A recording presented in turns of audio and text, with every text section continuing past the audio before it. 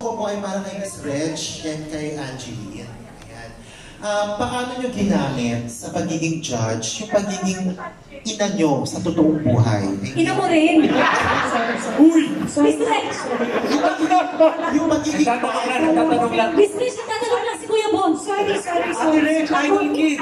Nagulat lang ako. Sorry. Ayun, Miss Reg, paano nagamit yung mother's instinct, yung mother's love, yung mother's compassion sa pagiging murado? Andrea, ako muna. Go, Miss Reg. Doing the audition, I realized that kasi lahat tayo ganito kasi I've also experienced this. Hindi nakikinig pala talaga yung mga bata. Hindi pala talaga sila nakikinig. Oo, kaya pala yung nanay natin, yung ang kulit-kulit, alam mo na, sinabi mo na yun sa akin pero naaalala mo pero hindi tayo nakikinig. So, it's kind of hard to, being a mom, it's hard to balance being a judge and trying to correct them and also try to be sensitive kasi hindi ko naman anak yun eh. Kasi kung anak ko yun, hello, makinig ka sa akin, hindi ko yun anak. So, you need to kind of balance it. And then, like I said earlier, it's because hindi sila nakikinig. Not because they want to hurt you or anything. It's just that their span of attention is so short. It's so short, but they absorb. So when they hear an information, they don't know what to do with that information. So I feel like they just absorb it and put it somewhere in their brain. Until sabihin mo ulit, then sinabi mo na yun. But the brain would say, I still don't know how to deal with it. Right. So you'll keep it there until such time when they're a little bit grown up. Then, I know, ito na pala yun. Then that's how they learn. That's nice. Okay, so yun yung kailangan namin i-balance. Although, like I said, ngayon ko lang yung na-realize eh. So parang may natututunan din ako. Saka remember, itong mga edad nilang to, transformative years nila yan. At saka ito talaga yung age na hindi talaga sila nakikinig. Oh, saka, Can I say something? Go ahead, yes, sir. Actually, nung bata ako, nakikinig talaga ako. Hindi ko lang sinusundan yung mga sinasabi. Yan, ganun. But that's parang ganon. Parang ganun. You absorb the information, but kasi a child's brain is actually like a sponge. So they just keep absorbing information, but they still don't know what to do with it. it's just there. It's just there. But they know it's there. You said that, but I still don't know what to do with that information. So as far as judging is concerned, we have to, yung correcting namin kailangan dun sa level nila, dun sa language na maiintindihan nila, dun sa emotions na kaya nilang i-digest. So, mahirap. Ang ginhaw, paano ka naging judge? Paano ka naging judge? Bilang nanay rin in real life. Paano ka mag-judge? Ang ganda-ganda ng sinabi ni Miss Reg, na-feel ko yun. Ano nga yung tanong? Paano mo ginagamit yung pagiging mother mo in real life sa pagiging judge dito sa Idol Kids Philippines? Sa pagiging judge sa Idol Kids Philippines, alam niyo, sa totoo lang, kahit before po, medyo nagdadalawang isip ako na tumanggap ng trabaho na ganito. Kasi dahil nanggaling ako ng mga singing contest, parang hindi ko kayang magsabi ng no sa mga contestants, lalo ngayon ng mga bata. At syempre, may dalawang anak na rin po ako. Grabe yung preparation na ginawa ko dito. On my own para sa sarili ko kasi medyo maano yung puso kung pag may umiiyak na bata at matanda. So bilang nanay, nahihirapan ako na mag-no, pero dahil sa mga napagdaanan ko before, ang dami ko rin no na natanggap noon. At lahat ng no na yon, Binabalik mo? Sorry. lahat ng no na yun. No pa din. Joke lang. Ang laking tulong kung nasan man ako ngayon. And sa lahat ng mga nag-no sa akin noon, tandaan niyo yung mga araw nag-no kayo. Kasi ang laking tulong sa akin noon. Medyo mahirap mahirap, pero alam po, may purpose kung bakit po ako napunta rito ngayon. And yung lagi kong iniisip sa lahat ng mga batang nag-audition na nakakaharap namin, isa kami sa mga tutulong para mas maabot nila yung mga pangarap nila. Sundan ko lang yung tanong ni Von kasi ang ganda ng line of questioning na yan eh. Paano kayo yung words pag kayo nag-judge sa mga kids?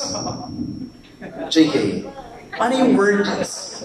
I'm sure dapat extra ingat, di ba? Tinetext ko na lang sila. Oo.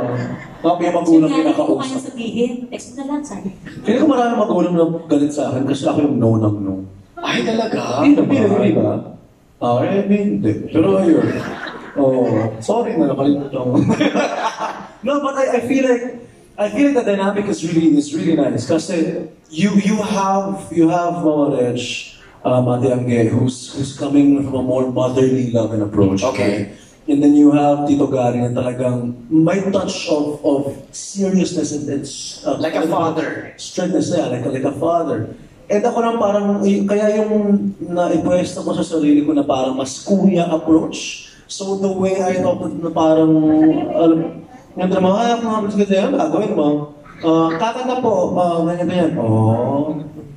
Ano ngayon? May konti ganun So, tapos may mga papasok, ano pangarap mo sa buhay?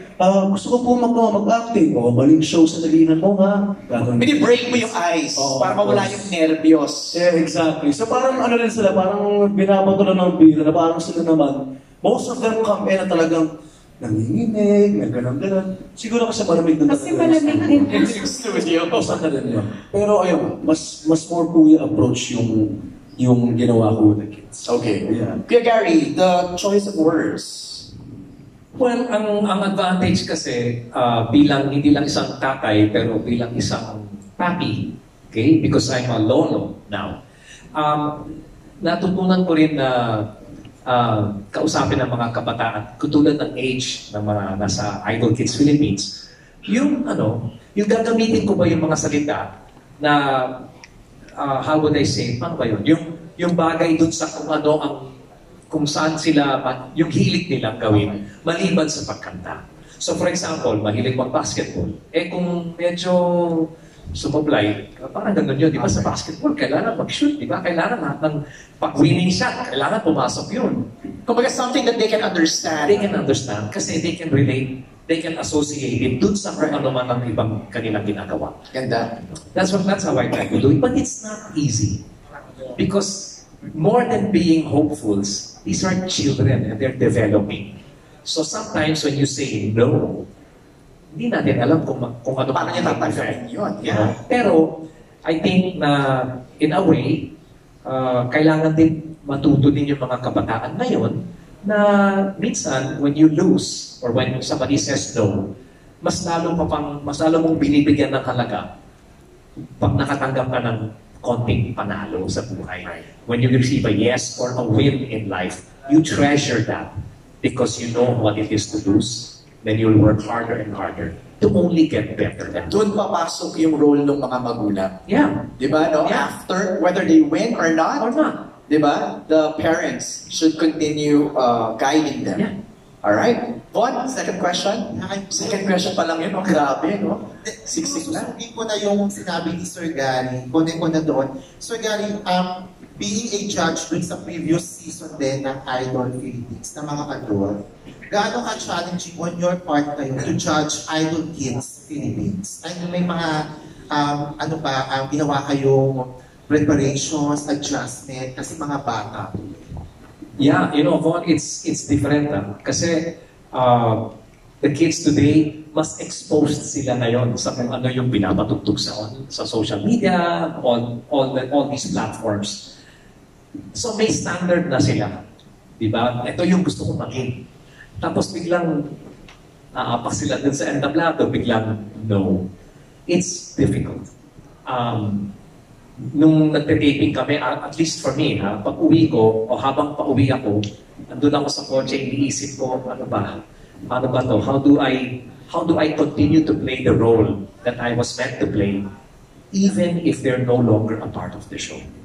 At may mga ibang instances na nag-usap kami, And we decided na, okay, we'll continue to support. Ay, wow. Yung mga ganun. Because it's annoying. It's not just a show. It's a show with a lot of heart. And I think that's one thing that a lot of people need today. It's a show with a lot of sincerity, authenticity, and heart.